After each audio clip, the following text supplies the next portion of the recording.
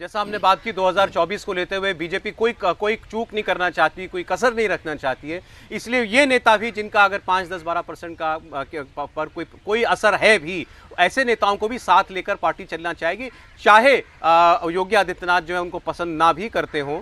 UP में 14 और उसका नतीजा दोहराना या उससे और बेहतर करना, पार्टी इसको लेकर के आश्वस्त है अभी फिलहाल? बिल्कुल सौरभ, उत्तर प्रदेश को लेकर पार्टी जिस तरह से गुजरात को लेकर कॉन्फिडेंट रहती है, वैसे ही उत्तर प्रदेश को लेकर कॉन्फिडेंट है। और पार्टी की ये पूरी कोशिश रहेगी कि उत्तर प्रदेश में इस बार पहले के दोनों रिकॉर्ड को तोड़ा जाए। वो ये बताते भी हैं वो नेता बाकायदा कि हमारी नज़र तो इस बार रायबरेली तक पर है, हम उसी हिसाब से अपना काम कर रहे हैं।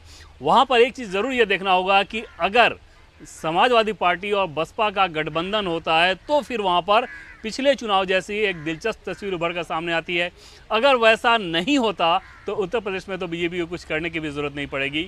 अधिकांश सीटों पे बहुत आसानी के साथ उन्हें जीत हासिल होती नज़र आ रही है। कम से कम जो मौजूदा माहौल है वो तो इसी तरफ इशारा कर रहा है। यूपी, हाँ जी, देखिए ऐसा है कि अगर हम पिछला उत्तर प्रदेश का विधानसभा चुनाव देखें तो समाजवादी पार्टी ने अपनी सीटें लगभग डबल कर ली थी उसमें।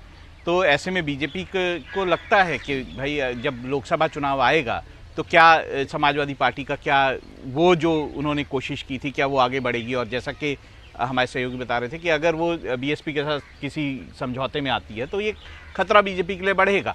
तो इसलिए भी ये छोटी छोटी पार्टियां जो हैं ये बीजेपी के लिए महत्वपूर्ण है, ताकि उनकी स्ट्रेंथ बढ़ाई जा सके और जो अभी नंबर है बीजेपी का उसको कायम रखा जाए या उससे आगे बढ़ा जाए। हालांकि मायावती जो है अभी तक उन्होंने अपने कार्ड्स खोले नहीं है कि वो क्या करना चाहती हैं इस वक्त, अभी तक तो नहीं है वो गठबंधन का हिस्सा। पिछली बार जरूर मायावती और अखिलेश का गठबंधन था, तब मायावती की थोड़ी राजनीतिक रूप से हैसियत बची हुई थी उत्तर प्रदेश के अंदर। लेकिन आप विधानसभा चुनाव के बाद देखिए एक विधायक मायावती का जीत के आया और जिस हिसाब से मायावती अब घर के बाहर निकलना बंद कर दिया, प्रदेश संगठन पूरा खत्म हो चुका है। और बसपा का जो वोट बैंक था वो भारतीय जनता पार्टी के पास प्रधानमंत्री मोदी की जो योजनाएं रही है दलितों के लिए और ओबीसी लोगों के लिए, तो एक बड़ा लाभार्थी भारतीय जनता पार्टी ने उत्तर प्रदेश के अंदर तैयार कर लिया है।